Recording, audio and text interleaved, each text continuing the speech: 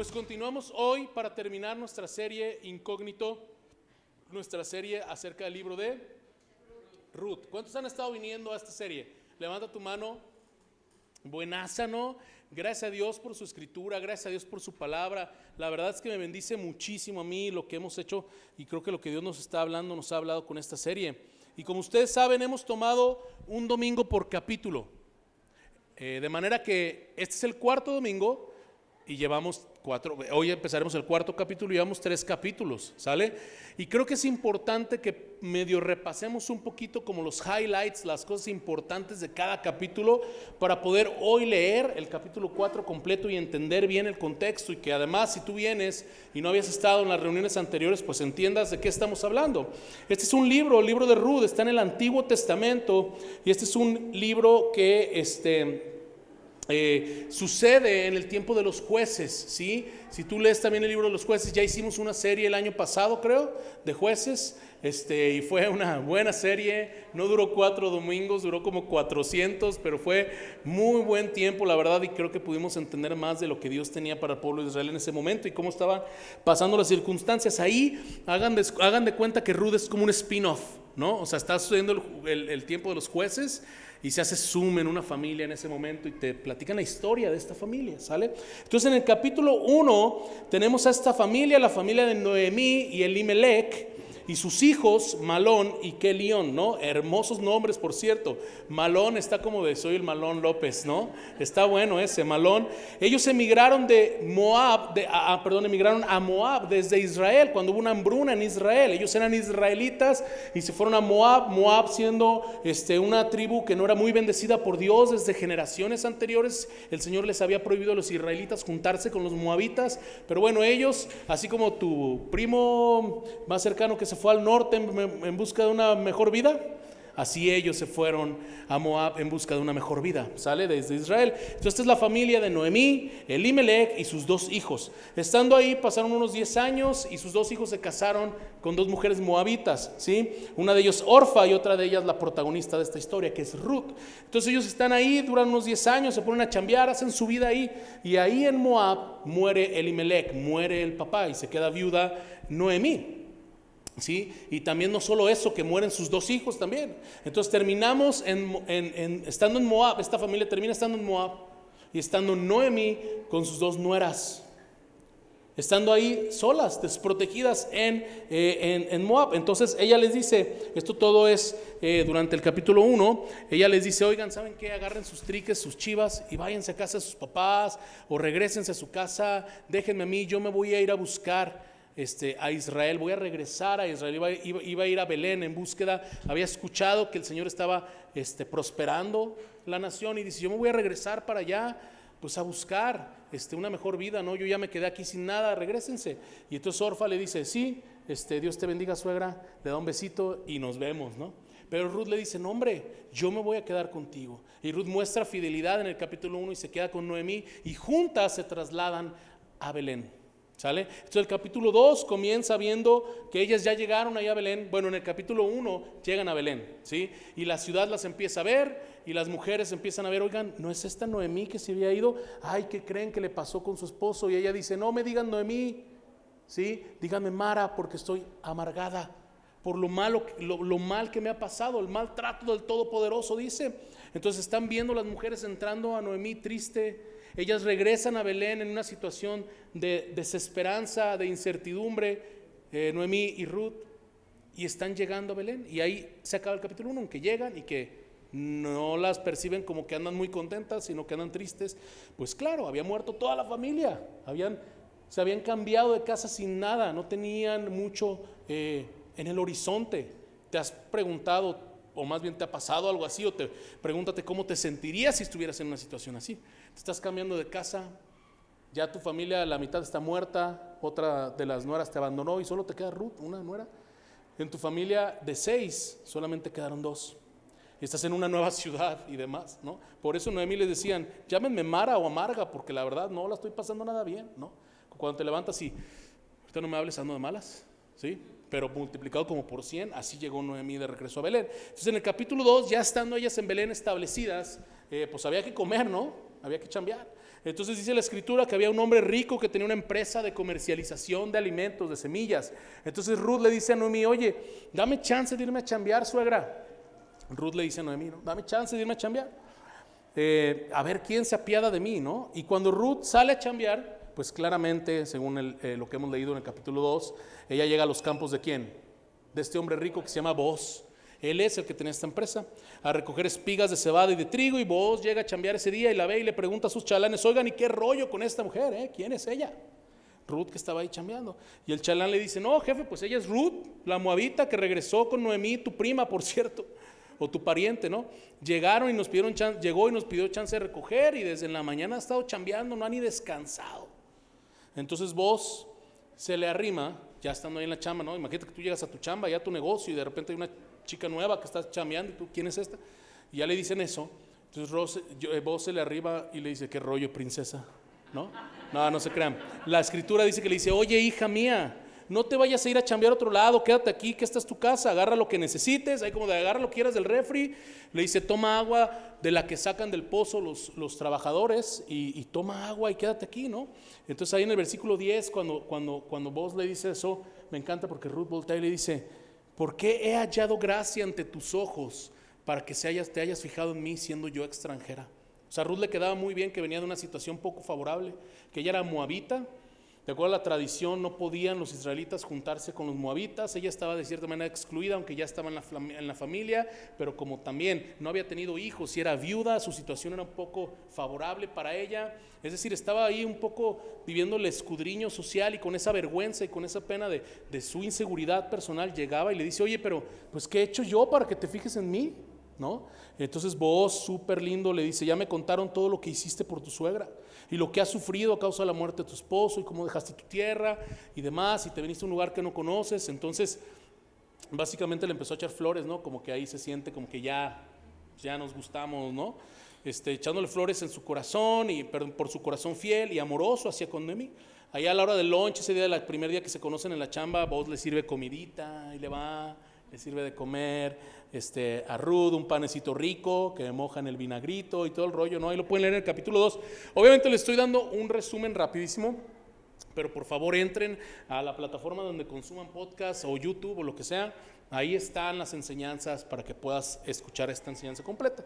Pero bueno, es el capítulo 2. Al final Ruth regresa con Noemí con un montón de alimento, y Noemí le dice, wow, qué bendecida fuiste. ¿Quién se rifó con esto, Ruth? ¿Quién se la rifó? Y le dice, Booz. Entonces Noemí le dice, pues ese es el que te dije que era nuestro pariente, que tenía los campos. Entonces ahí pégate, ahí quédate, le dice, para que tengas chamba durante toda la cosecha, que es lo que Booz le ofreció a Ruth. Entonces ahí como que se amarra el asunto, ¿no? Entonces después en el capítulo 3 nos encontramos, un capítulo anterior de lo que vamos a leer ahorita, y en este capítulo Noemí toma la iniciativa y le dice a Ruth, ¿sabes qué, hija mía?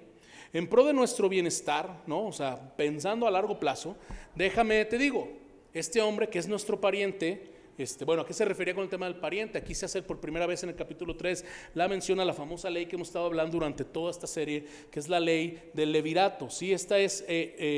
Esta ley, lo que hace mención básicamente es, o la ley del pariente redentor, se trata de que, la puedes leer en Deuteronomio 25 si quieres, no vamos a ir a Deuteronomio ahorita, claramente, pero básicamente dice que cuando un hombre muere antes de que su esposa y no tienen hijos, el hermano o el pariente más cercano tiene la obligación de casarse con la viuda y darle al primogénito de esta unión el nombre del hermano y los bienes, con la finalidad de impedir que el nombre del difunto desaparezca de la genealogía de Israel y para dar amparo a la viuda, ¿sí? Entonces, punto número 1, HDMI 1, no se crean.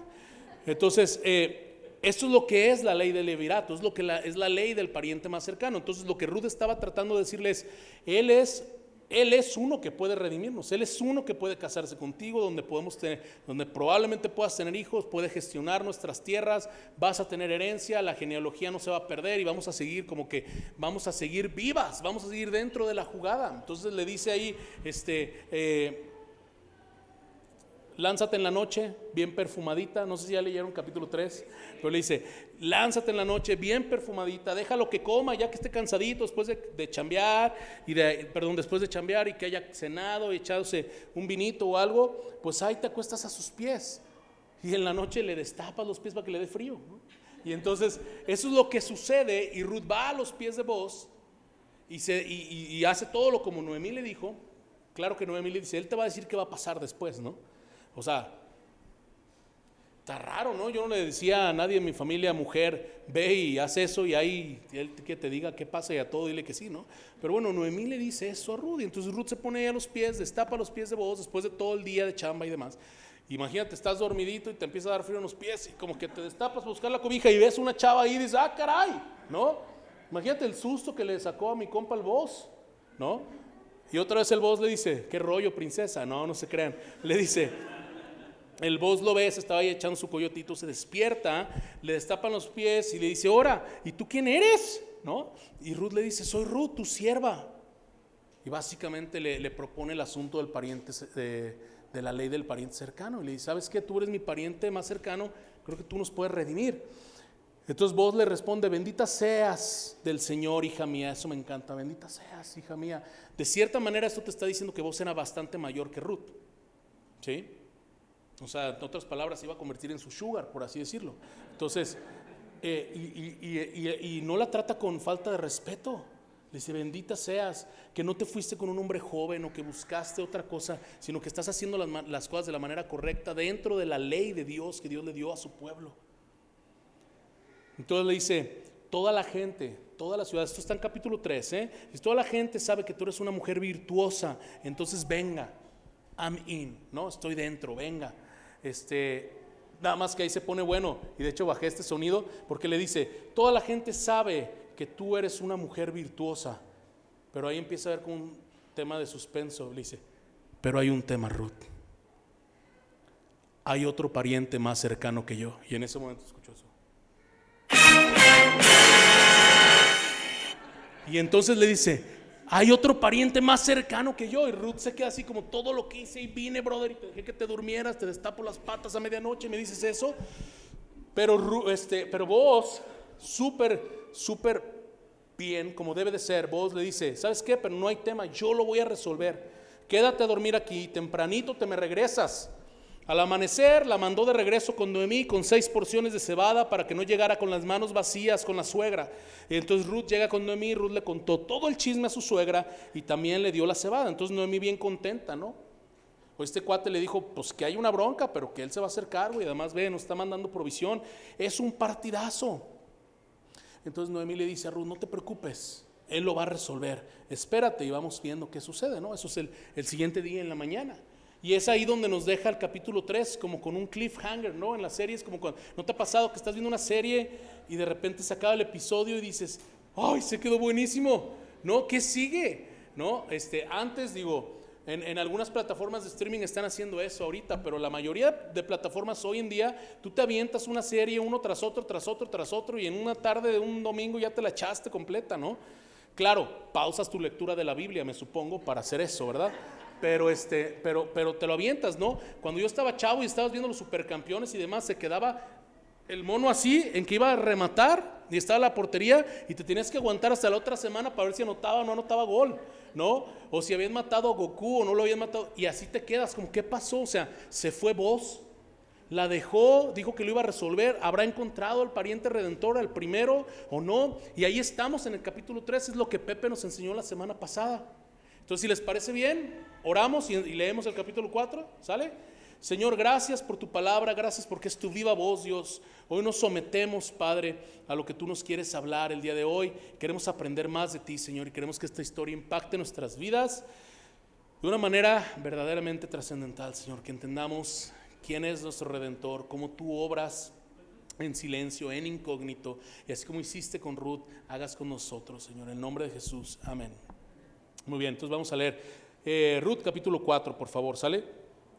Voy a utilizar la Nueva Biblia de las Américas y dice así, versículo 1. Vamos a ir leyendo, estudiando verso a verso, ya saben, y al final tengo 3 puntos para ustedes. Entonces Booz subió a la puerta y allí se sentó. Y cuando el pariente más cercano de quien Booz, o sea, estás hablando la siguiente mañana. Perdón, déjenme ponerles la escena. Entonces se va de que amanecen ahí juntos, pero bien, la Biblia no dice otra cosa, bien, todo. Pero amanecen ahí juntos y entonces Ruth se regresa con su suegra con algo de desayuno y Booz le dice, espérame, yo me voy a encargar de resolver esto. Entonces, ¿qué pasa? Que Booz se va a la puerta de la ciudad, ¿sale? Dice, subió a la puerta de la ciudad y allí se sentó. Y cuando el pariente más cercano de quien Booz había hablado, o sea, aquel que le dijo él a Ruth, es que hay uno más cercano, iba pasando, le dijo, oye amigo, ven acá y siéntate, ¿no? O sea, está chido eso, ¿no? Así como de, te quería ver, brother, ¿no? Ven y siéntate.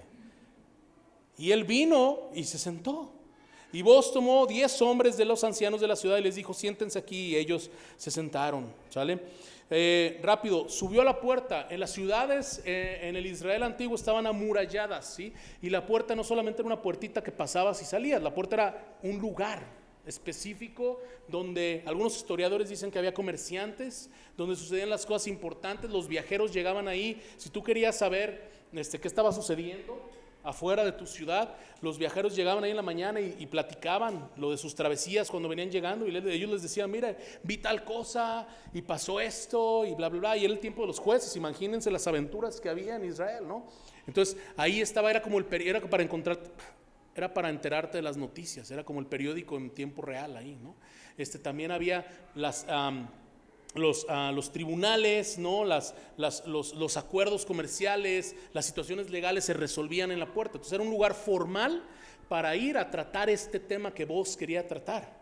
Entonces Booz va ahí a la puerta, donde aparte era un asunto público. Yo no sé en dónde te la llevas tú, a donde te gusta cotorrear, por así decirlo, aquí en México, ¿no? O sea, a lo mejor tú vas a Andares o lo que sea. En el pueblo de mi mamá, en el centro del pueblo, hay una placita que le dicen el jardín. No es un jardín ya, tiene jardineras, pero no tiene jardín, y tiene un kiosco y demás, y ahí la gente va y se sienta y ve a la gente pasar, y es un asunto público, y ahí platican y se toman una nieve y demás. Algo así era la puerta. Entonces este hombre dice, tengo que resolver esto y tiene que ser público y la gente lo tiene que ver. Entonces va, y aparte me encanta que dice la Biblia que Booz fue a la puerta y se sentó.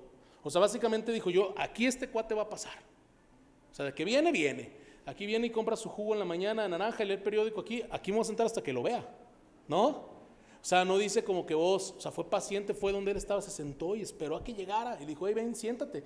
Y luego agarró, según la tradición judía, nada podía pasar en acuerdos formales hasta que no hubiera un quórum de 10. Entonces esperó y agarró a 10 hombres, 10 ancianos de la ciudad, o sea, hizo todo de manera legal y formal, y lo puso ahí y lo sienta. Y eso es lo primero que vemos, ¿no? Y se me hace súper, súper interesante porque creo que el autor nos está pintando bien,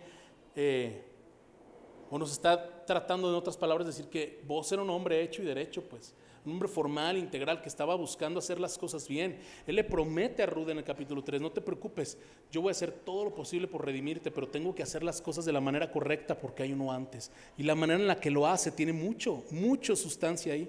Versículo 3, entonces dijo al pariente más cercano, ahí está Booz hablándole a este cuate y le dice, por cierto, no hay nombre para este pariente cercano. En el idioma original, literal, la traducción dice fulano de tal. Eso dice la traducción. Entonces Booz le dice, oye, fulano de tal, ¿no? Versículo 3. Noemí, que volvió de la tierra de Moab, tiene que vender la parte de la tierra que pertenecía a nuestro hermano Elimelech. Y pensé informarte, diciéndote, cómprala aquí en presencia de los que están aquí sentados y en presencia de los ancianos de mi pueblo. Si la vas a redimir, redímela. Y si no, dímelo para que yo lo sepa, porque no hay otra parte de ti que la redima y yo después de ti. Y entonces fulano de tal le dijo, la redimiré. Dijo, yo me aviento el jale. O sea, imagínate vos ahí, ¿no? Pero hay un plan, está padre esto, ¿no? Pero básicamente aquí lo que le está diciendo es, oye, para empezar, aquí la Biblia dice de nuestro hermano Elimelech, no sabemos si literal eran hermanos o estaba diciendo un hermano como de nuestro brother, por así decirlo, o sea, parte aquí del pueblo, nuestro pariente y demás, ¿no? Lo que es cierto es que este hombre, en el orden de la ley del pariente redentor, el que tenía que redimir a la mujer viuda para que la mujer viuda pudiera tener descendencia dentro de la genealogía israelita, digamos dentro del linaje, el primero era este fulano de tal.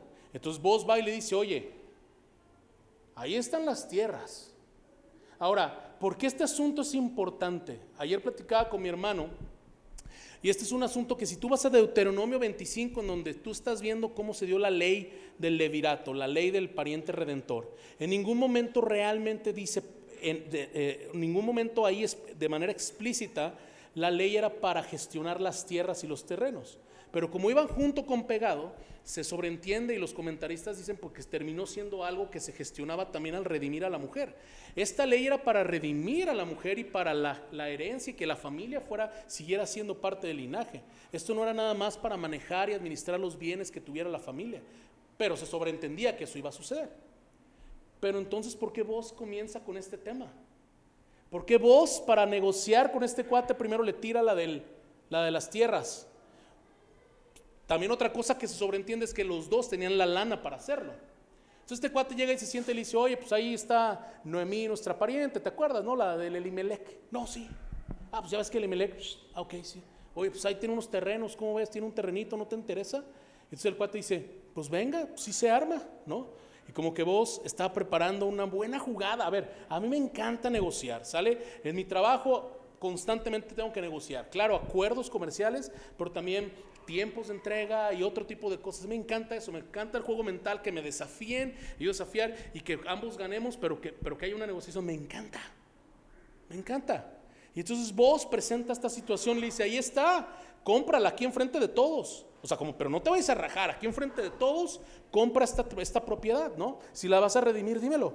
Entonces este cuate le dice, la redimiré. Y otra vez ahí el pam, pam, pam, ¿no? Y tú podrías pensar que Booz dijo, dijo que sí, pero lo bueno empieza aquí en el versículo 5, que entonces Booz dijo, el día que compres el terreno en manos de Noemí, también debes adquirir a Ruth la moabita, viuda del difunto, a fin de conservar el nombre del difunto en su heredad. Obviamente hablando de la ley del pariente redentor, ¿no? Entonces Booz básicamente le dice, si quieres el terreno, bueno, agarras la tierra y agarras a la dama, mi compa, ¿no? Versículo 6. O sea, esa fue una buena jugada estratégica, ¿estás de acuerdo? Porque primero le ofrece el terreno y dice, sí, enfrente de todos. Pero enfrente de todos le dice, bueno, pero también va ella en el paquete, ¿no? Y entonces en el 6, públicamente el pariente más cercano responde, dice, no puedo redimirla para mí mismo, no sea que perjudique mi heredad, redímela para ti, usa tú mi derecho de redención, pues yo no puedo redimirla. O sea, dice mi mamá que siempre no, que si viene con la muchacha, pues no, a mí déjame la tierra, quiero más bienes, claro, ¿quién no quiere más propiedades? Pero otra esposa, espérame, ¿no? O sea, eso va a perjudicar mi heredad, te está dando a entender que probablemente estaba casado y tenía sus hijos, ¿no? Y aunque pues sí se usaba de tener 2, 3 esposas, pues ¿quién quiere más de una, no? Con todo respeto, pues. O sea, el tema de las propiedades, vientos, ¿no? Pero a mí no me ofrezcas otra. Espérame, no. Si quieres mejor usa tú mi derecho y tú redímelas, ¿no? Entonces fue muy buena la psicología inversa que Booz le aplicó, como diciéndole, si lo quieres, para que enfrente del público y enfrente de los ancianos él dijera, sí lo quiero, y ya estuviera como enganchado. Pero le dijo, bueno, ¿te acuerdas de esto? Y entonces el otro le dice, no, entonces mejor siempre no me vaya a afectar a mí. Y públicamente se estaba rajando de esto, no había de dónde pudiera él decir que él había dicho que sí, que luego Booz se agandalló a Ruth. No. Él públicamente dijo que sí, luego dijo que siempre no. Y esta era una obligación para el pariente. Entonces, él estaba renunciando a servirles de esta manera. De hecho, si tú en Deuteronomio 25 vas y lees, existe un protocolo para el que se raja, que básicamente, y no es broma, lo puedes leer de Deuteronomio 25, era escupirle en la cara, darle unas cachetadas con la chancla y exhibirlo públicamente. Y la mujer decía, este es el hombre que no quiso redimir a una familia de Israel. Estaba buena esa, ¿no? Estaba bueno, hay que hacerlo de juego, ¿no? ¿Quién quiere venir para escupirla que no se crean? Entonces, este cuate le dice, no, siempre yo no, en el versículo 6, no puedo yo redimir lo que perjudique mi heredad, redímela tú, yo no quiero perder mi herencia, porque el pariente redentor de cierta manera, entonces después, cuando tenía hijos con la mujer que estaba redimiendo, este niño era el que te recibía la herencia y ya no, o sea, perjudicaba si tenía otros hijos y demás, la repartidera de cosas y todo, él tenía que renunciar a ciertas cosas. Entonces en el versículo 7 dice, ¿no? El autor dice, y la costumbre en tiempos pasados en Israel, tocante a la redención y el intercambio de tierras para confirmar cualquier asunto era esta. O sea, ¿cómo se sellaba una negociación de estas? Era, uno se quitaba la sandalia y se la daba al otro, y esta era la manera de confirmar tratos en Israel. O sea, ahí tú sí traes juanete, ahí tú sí traes hongo, lo que sea, tú le dabas la chancla cuando decías que sí al otro, ¿no? Entonces, 8, el pariente más cercano le dijo a Booz, cómprala para ti, y se quitó la sandalia y se la dio a Booz. Entonces él estaba cerrando de toda manera legal, formal, públicamente, renunciando a su derecho de redimir a Ruth para que Boaz, que había hecho las cosas bien, que había sido ética y moralmente correcto en esta situación, estaba recibiendo el derecho de redimir a Ruth. Versículo 9, entonces Boaz dijo a los ancianos y a todo el pueblo: ustedes son testigos hoy que he comprado de la mano de Noemí todo lo que le pertenecía a Elimelech y todo lo que le pertenecía a Kelión y a Malón López. Bueno, Malón nada más. 10. Además, he adquirido a Ruth la moabita, la viuda de Malón, para que sea mi mujer a fin de preservar el nombre del difunto en su heredad, para que el nombre del difunto no sea cortado de entre sus hermanos, ni del atrio, ¿sí?, de la ceremonia religiosa judía, de su lugar de nacimiento. Ustedes son testigos hoy. Me encanta porque vos estás siendo un verdadero hombre que resuelve, un varón con pantalones que dice: les queda claro a ustedes que yo estoy adquiriendo y redimiendo las tierras de Noemí, que eso significa que voy a tener a Ruth como mi esposa. Y no se detiene ahí, sino que honra a Elimelech y a sus hijos. Y dice: ¿para qué? Para que Malón y el difunto, es decir, el esposo difunto de Ruth, pueda continuar con su descendencia, para que no se corte y no sean excluidos de las familias de Israel. O sea, es un hombre bien que dice: voy a honrar también a este hombre que fue el esposo de esta mujer, ¿sí?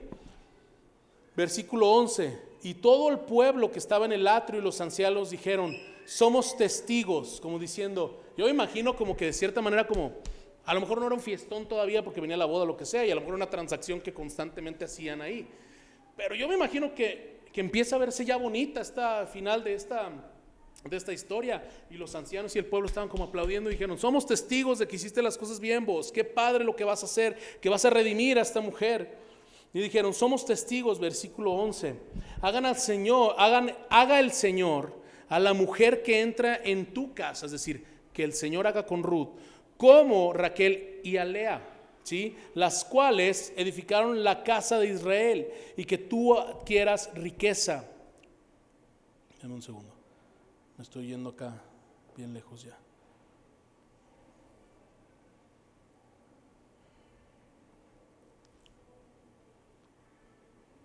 Ok, perdón, me perdí.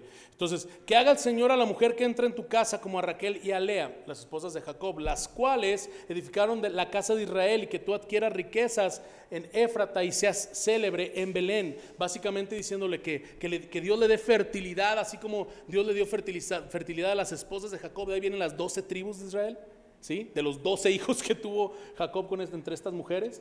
Pero entonces le dice que venga bendición, que venga fertilidad, que venga fecundidad a la vida de Ruth, ¿sí? Y que su familia sea admirada, sea ejemplar, sea de influencia en el pueblo.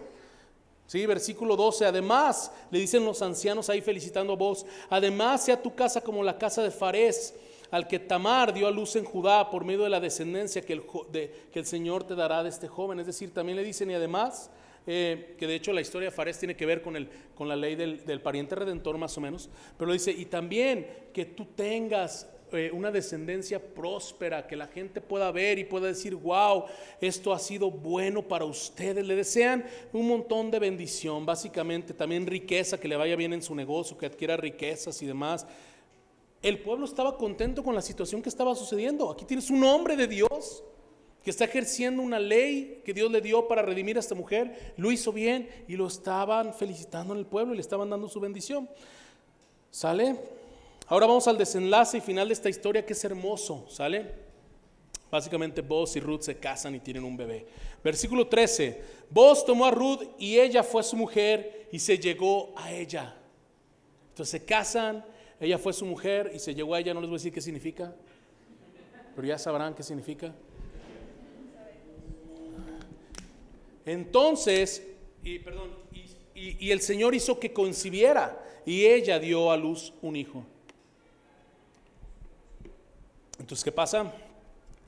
Que este hermoso final empieza a cobrar sentido de las cosas que el Señor hace en una historia de redención, ¿sí? Esta mujer que había experimentado, no tenía hijos, quizá infertilidad, había experimentado muerte, ahorita estaba empezando a experimentar vida. estaba empezando a experimentar lo contrario. Como llegó, cuando vinieron de Moab, cuando llegaron a Belén, y Noemí dice, vengo amargada, y Ruth yo creo que dijo, yo también por dos, ¿no? Ahorita, después de esta redención, el Señor ya le estaba dando otra historia. Versículo 14, entonces las mujeres dijeron a Noemí, bendito sea el Señor que no te ha dejado hoy sin redentor. Qué hermosa frase. Que su nombre sea célebre en Israel, que el niño también sea para ti restaurador de tu vida y sustentador de tu vejez, porque tu nuera que te ama y que es de más valor para ti que 7 hijos lo ha dado a luz. Básicamente las mujeres, esas mismas que estaban chismorreando, ¿sí? Cuando Noemí llega a Belén, que estaban diciendo, ay, ¿no será Noemí? ¿Ya la viste? Oh, viene bien demacrada. Y Noemí le dice, sí, pues vengo bien amargada por todo lo que me pasó. No me digan Noemí, ya dígame la amargada, mejor. Esas mismas mujeres que estaban diciendo esto de ella, después de esta historia de redención, están diciendo, wow, bendito sea el Señor que no te ha dejado hoy sin redentor, bendito el Señor, que el niño sea para ti sustentador de tu vejez y restaurador de tu vida. Esto me pone a pensar en las abuelitas. Yo veo las abuelitas de mis hijos, a mi mamá y a mi suegra, y las veo contentas con los niños, y yo a veces digo, ay, estos, si a mi esposa la traen, pero del chongo, ¿no? A veces nosotros les decimos, ay, ¿dónde los amarramos? ¿No? O sea, a ti tus hijos te tienen cansado, y luego llegan las abuelitas, y las abuelitas bien contentas, con la vida sustentada, con la vejez rejuvenecida, como dice aquí, cuando ven a sus nietos, y uno dice, ¿de dónde? No los conoces, mamá, ¿no? Pero las abuelitas, esto pasa. Aquí estaba Noemí gozándose con su nieto, con este nieto que la traía de nuevo a la heredad, de este nieto que la ponía nuevamente en el orden que tenía que ir, redimida ahora. Entonces, que este sea restaurador de tu vida, sustentador de tu vejez, ¿no? Versículo 15, porque es de más valor para ti porque tu nuera que te ama, que es de más valor para ti que 7 hijos. Fíjense qué increíble. Noemí había perdido 2 hijos, y estas mujeres cuando la están bendiciendo le dicen, lo que Ruth ha hecho por ti, lo que el Señor ha hecho contigo a través de vos y de Ruth, tiene más valor que 7 hijos. Que 7 hijos. Qué increíble, ¿no? En palabras de mi hermano George, esto era una exageración poética hebrea para hablar de plenitud. Así que ¿quién iba a decir? Yo no iba a decir eso, ¿verdad, George? Una exageración poética hebrea para hablar de plenitud. Perdiste 2 hijos, pero con una nuera has ganado más que si hubieras tenido 7 hijos. El 7, el número de la plenitud, ¿no? Y Noemí, contenta, redimida en familia de nuevo, crió al niño, dice ahí, ¿no? Y versículo 17, las mujeres le dieron un nombre, o sea, al bebé, y le ha nacido a un hijo a Noemí, y lo llamaron Obed. Claro que el hijo era biológicamente de Ruth, ¿no? Pero las mujeres estaban apreciando y elogiando a Noemí por su historia de vida. Entonces, cuando dicen que le dio un hijo, pues le está dando un nieto realmente a Noemí, les está dando ahora una descendencia dentro del marco que se tenía que hacer, y lo llamaron Obed. Y fíjense, aquí se pone padre. Quiero que vayamos ya empezando a cerrar esto. Él es el padre de Isaí, padre ¿de quién? De David. Estas son las generaciones de Fares. Fares fue el padre de Ersón, Ersón el padre de Ram, Ram el padre de Aminadab, Aminadab el padre de Nazón, Nazón el padre de Salmón, Salmón el padre de Booz, Booz el padre de Obed, Obed el padre de Isaí, e Isaí fue el padre de David. ¿Y quién viene de David? Jesucristo. Cuando las mujeres le dicen a Noemí, aquí arribita, en el versículo 17, esto me hizo sentir algo increíble cuando leí esta parte en la escritura. Le dice, le ha nacido un hijo a Noemí. Había unas mujeres en Belén diciéndoles, ha nacido un hijo. Cientos de años después, tenemos en Lucas 2, versículo 10, pero el ángel les dijo, no teman, porque les traigo buenas nuevas de gran gozo que serán para todo el pueblo. Versículo 11, porque les ha nacido hoy en la ciudad de David un Salvador, que es Cristo Señor. Ya se habían dicho unas palabras en Belén acerca de un niño que nacía, y años después el Señor estaba dando un niño que, así como había una historia de redención con vos, iba a ser el redentor por excelencia de la creación de Dios, Jesucristo. Algo que me gusta de la genealogía que leemos aquí al final es que el primer redentor, el pariente más cercano de Noemí, no tiene nombre. O sea, no, la Biblia no menciona su nombre. Fulano de tal. Pero fue a través de la valentía de Booz, fue a través de lo que Dios hizo con Booz, poniéndolo como redentor, que Booz, que no tenía vela en el entierro, por así decir, literal, por así decirlo, ahora él estaba, su nombre en la genealogía de Cristo Jesús. Dios lo puso y lo puso como redentor de esta familia y le dio un nombre que vino a ser parte de la genealogía de nuestro Salvador. El libro de Ruth es una imagen del evangelio de Jesucristo, familia, de cómo algo comienza con desdicha, comienza con desesperanza, con muerte, lee el capítulo 1, pero termina con vida, una vida nueva, no nada más para Ruth y para Noemí que tuvieron una vida nueva, sino literal, el nacimiento de Obed, vida nueva. Nos muestra cómo en su providencia Dios puso a Booz como una figura de redentor que amó a Ruth, que compró y pagó el precio de lo que había que comprar, que la tuvo para él, que le mostró gracia y favor aún siendo extranjera, desconocida, moabita, alejada de la presencia de Dios. Booz la trajo a la familia. Qué hermosa historia, ¿no? Tengo 3 puntos para ustedes rapidísimo. Estoy cerca de darle una lección a todos. Ok, perdón. Punto número 1, tu historia importa. Tu historia importa. Grábate esto, por favor. Las historias ordinarias apuntan al Salvador extraordinario. Si tú te das cuenta, esta era una situación de una familia que ¿qué tuvo? Pérdidas. Gente se murió. Tuvieron que emigrar. Tuvieron que irse de la ciudad donde estaban. Sin comida, sin dinero, para buscar una mejor vida. Había soledad, incertidumbre, lo que tú quieras. ¿Quién de nosotros no ha vivido cosas como esas? Todos. Hemos vivido pérdidas, hemos vivido incertidumbre, hemos dicho, no tengo lana, ¿ahora qué voy a hacer? Oye, no sé qué va a pasar conmigo. Alguien a quien amo ha muerto. Hemos vivido situaciones como esas, ¿no? Y al leer esta historia te puedes deslumbrar y decir, wow, qué súper historia. Yo nunca he vivido algo como eso. Y a lo mejor probablemente no has vivido cosas tan increíbles, esos testimonios maravillosos que están en internet, de gente que dice, yo fui sanado de cáncer y demás. Yo tengo amigos que han sido sanados de enfermedades así. Yo sé que Dios puede sanar si es su voluntad. Pero lo que estoy tratando de decir es que a lo mejor basta con que voltees al techo que tienes, al pan que hay sobre tu mesa, a que alguien, siendo imperfecto, imperfecta, te ama. A que tienes trabajo y demás, y puedas ver que Dios ha construido cosas y que Dios te ama y ha estado contigo, y que la historia que tú tienes es la historia que Dios ha tenido para ti.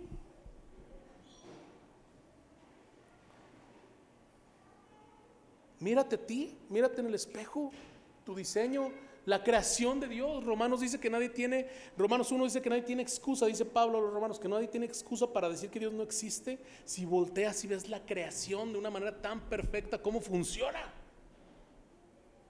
Voltea y ve lo que Dios ha hecho en tu vida, lo que hace alrededor de ti. Nuestra historia importa, primero para que a través de las malas, a través de las situaciones difíciles, aprendas a depender de Dios. Ruth no era como que decía, bueno, no necesito redentor, yo me la llevo bien ahí como yo quiera. Ruth fue ahí a recoger las migajas de lo que le sobraba a los trabajadores de Booz. Ahí estaba recogiendo de las espigas lo que se iba cayendo y lo que quedaba, digamos, en la maquinita, recoger ahí estaba, batallándole. ¿Qué estoy tratando de decir?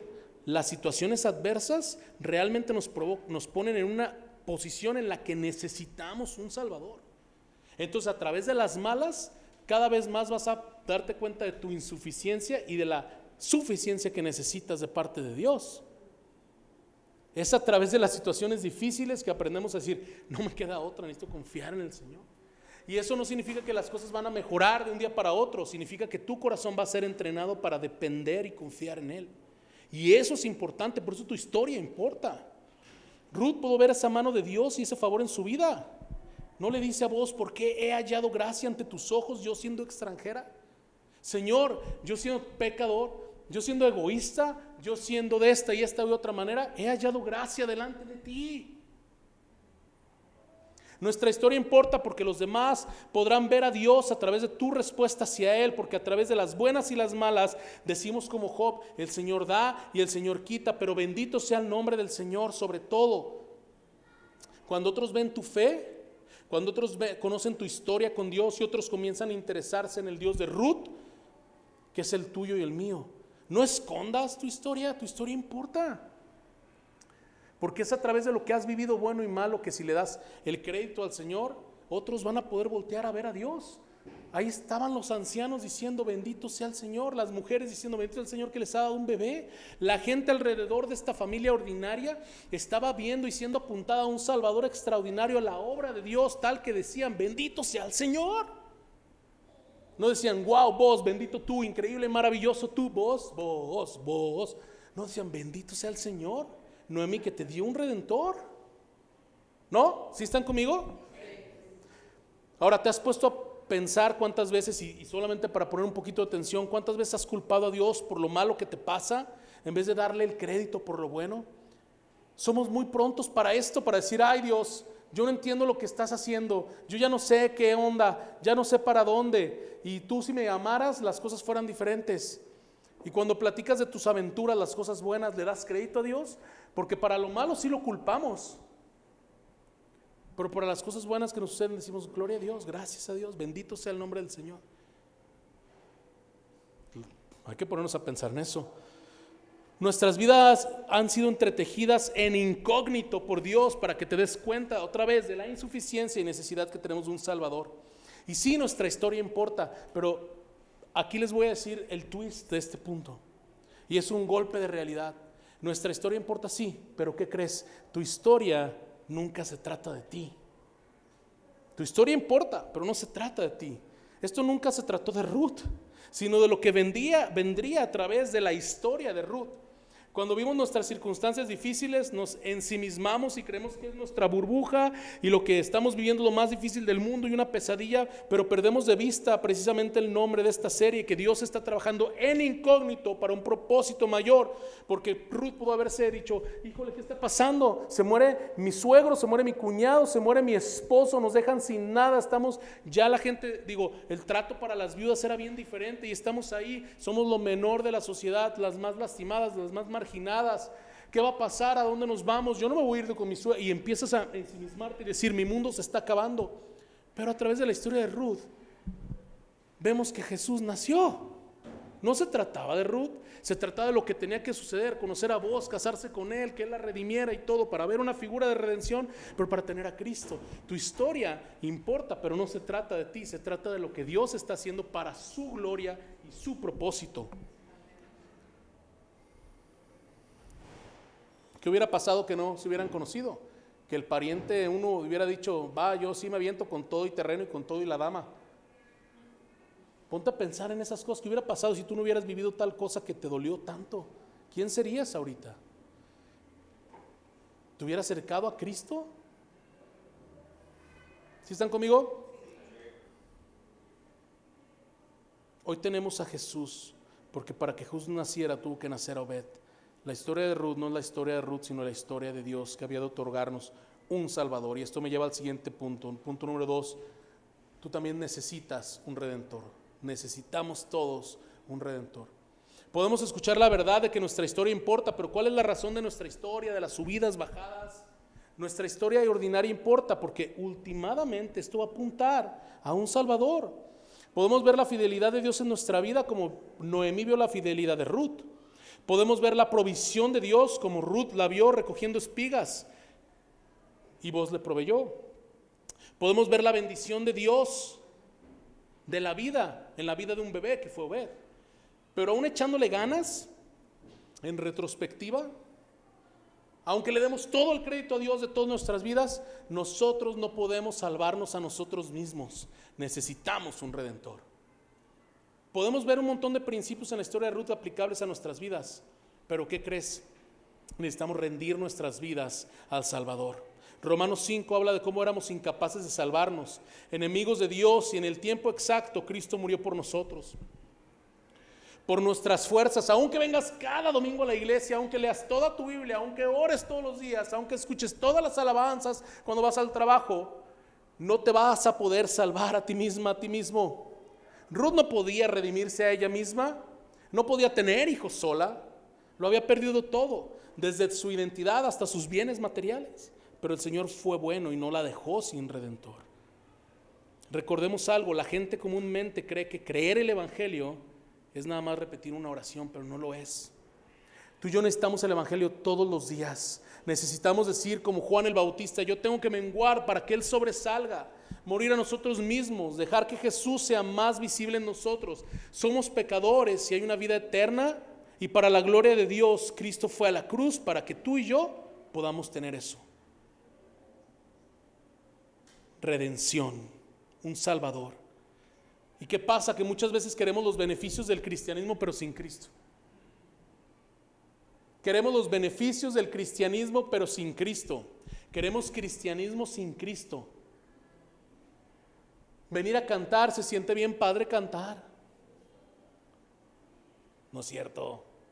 Yo digo, mi garganta dice que no. Pero bueno, se siente bien padre ir a la iglesia y que oren por ti y abrazar a alguien. Y oye, ay, la Biblia, yo a veces como me siento muy mal en la noche, me leo un salmito y mira, ya me tranquilizo. ¿Y quieres todos sus beneficios? Pero, o sea, sí, qué padre, pero ¿qué crees? Dios quiere tu corazón, quiere que digas: Jesús, tú eres el Señor de mi vida y ya no vivo yo, mas vives tú en mí. Enséñame y rindo mi corazón y rindo mi pecado y rindo lo que me aleja de ti y rindo las cosas que no te agradan a ti, y tú dirige el barco de mi vida ahora. Eso es lo que el Señor quiere, y después que tengas todos esos beneficios que tenemos al ser parte de la familia de Dios. Queremos cristianismo sin Cristo. Y perdón que lo diga, y trato de ser lo más ético posible, pero hay iglesias enteras de miles de personas que predican nada más ese moralismo. Pórtate bien y siembra, y el Señor te va a dar, y eso y el otro, y Dios, y el amor de Dios, y ya. Pero nadie dice: arrepiéntete de tus pecados, cree en Jesús y que deja que Jesús cambie tu vida y tus decisiones diarias, porque eso es lo que nos trae salvación, no que nos la portemos súper bien. Ruth nos iba a salvar sola. Tú y yo necesitamos un Salvador. Tú y yo necesitamos un Redentor. Tú y yo necesitamos a alguien capaz. Como vos tenía las calificaciones para redimir a Ruth, Jesús tiene las calificaciones para redimirnos a nosotros. Y esto me lleva al tercer punto. En todo este proceso, Jesús es el propósito. El único que nos puede redimir es Jesucristo. El único que puede redimirnos es Jesús. La figura de Booz era una figura como la de Jesús, un redentor, un buen hombre, un hombre completo, íntegro, que se entregó por Ruth. Así Jesús se ha entregado por la iglesia, así Jesús se ha entregado por ti, por mí. En el Señor está la vida y la muerte, ¿no? Dios es el dueño de la vida y la muerte. ¿Estás de acuerdo con eso? Otra vez, Dios es el dueño de la vida y la muerte. ¿Estás de acuerdo con eso? Él da, Él quita, Él decide a qué hora nos vamos. ¿Estás de acuerdo con eso? En el plan soberano de Dios, la muerte de Elimelech y sus 2 hijos provocó que Ruth quedara viuda con disposición, o sea, que quedara disponible, que fuera materia dispuesta para casarse con Booz, para que de su genealogía naciera Obed, y de Obed Isaí, de Isaí David, y 30 generaciones después, bueno, técnicamente alrededor de 28 según Mateo, tuviéramos a Jesús. Dios obra las cosas de manera que a lo mejor tú dices: yo no entiendo, pero ¿qué crees? No es nuestra chamba entender. Nuestra chamba es creer. Si yo pudiera entender por qué hace Dios las cosas, o sea, Ruth a lo mejor hubiera estado bien tranquila. No, pues bueno, amor, malón, te amo, que te vaya muy bien en la tumba, porque yo sé que pues me va a ir mejor con vos, y de vos viene Jesús, o sea, de vos viene toda la genealogía que puedes trazar hasta Jesús. Entonces, que te mueras, qué chido, nos vemos. No, cuando alguien se muere te duele, no entiendes por qué, pero el Señor está trabajando por una razón. ¿Cuál? Para su gloria, que tú encuentres un Salvador y seas redimido, redimida.